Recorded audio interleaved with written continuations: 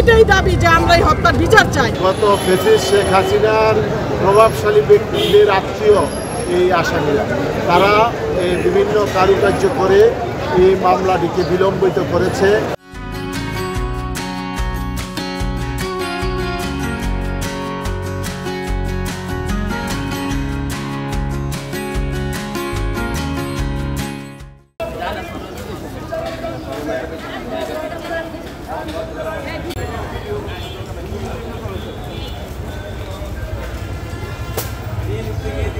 নজরুলকে সহ 7 জনকে নির্মমভাবে খুন করেছিল, সেই খুনের বিরুদ্ধে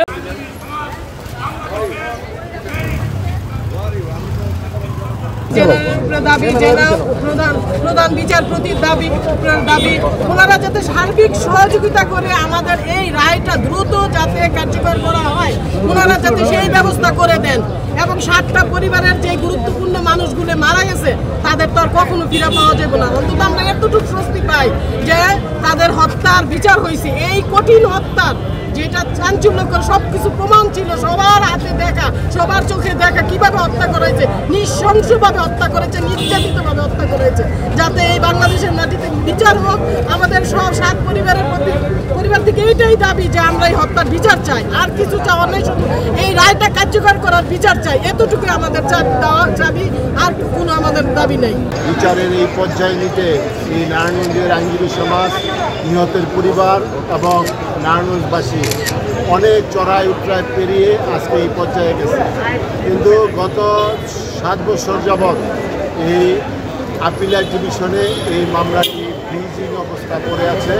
সেটার একটাই কারণ যে গত ফ্যাসিস্ট শেখ হাসিনার প্রভাবশালী ব্যক্তিদের আত্মীয় এই আসামিরা, তারা বিভিন্ন কারুকার্য করে এই মামলাটিকে বিলম্বিত করেছে।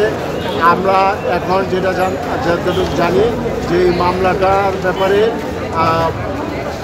আসামি পক্ষ লিভ টু আপিল করেছে আপিলের ডিভিশনে, সেইটা এখন শুনানির অপেক্ষায় আছে।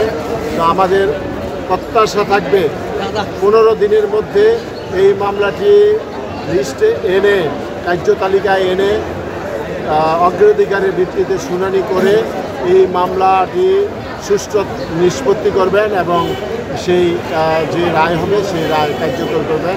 এইটাই নারায়ণগঞ্জবাসী এবং আইনজীবী সমাজ এবং নিহতদের পরিবারের পক্ষ থেকে প্রত্যাশা পরিচালিত হয় নাই। এই মামলার যারা প্রধান আসামি তারা আওয়ামী লীগের বড় বড় নেতার আত্মীয় স্বজন এবং আওয়ামী লীগের নেতারা এটার সাথে জড়িত ছিল। যদিও নিম্ন আদালত এবং হাইকোর্টের দ্রুততার সাথে এই মামলাটি নিষ্পত্তি হয়েছিল, কিন্তু আপিলিয়ার ডিভিশনের যে এটাকে প্রভাবিত করে গত সরকারের বিভিন্ন প্রভাবশালী ব্যক্তিরা এই মামলাটিকে আপনার প্রায় 7 বছর বিলম্বিত করে। আমরা আজকে নারায়ণগঞ্জের মানুষ আবার জেগে উঠেছে। নারায়ণগঞ্জের মানুষ চায় এই হত্যাকাণ্ডের যে সর্বশেষ যে আপিলার ডিভিশনে যে রায়টি পড়ে আছে সেটা যাতে দ্রুত শুনানি হয় এবং দ্রুত শুনানি শেষে যাতে একটা সুষ্ঠু একটা সুন্দর রায় দেয় এবং সেই রায়টা নিহতের পরিবার যারা আছে তারা দেখে যেতে চায়, নারায়ণগঞ্জ মানুষ দেখে যেতে চায়। আমরা চাই দ্রুততার সাথে সেই মামলাটি শুনানির ব্যবস্থা করা হোক এবং শুনানি আনতে যে রায় হবে সেই রায় দ্রুত কার্যকর করা হোক। এটাই নারায়ণগঞ্জের আইনজীবী সমাজ, নিহতদের পরিবার এবং সাধারণ নারায়ণগঞ্জবাসীর সেটাই প্রত্যাশা। আশা করি বর্তমান যে সরকার রয়েছে সেই সরকার এই জনগণের পালসের প্রতি লক্ষ্য রেখে তারা এই হত্যাকাণ্ডের যে মামলাটি সেটা দ্রুত নিষ্পত্তি করবে, এটাই আমাদের প্রত্যাশা।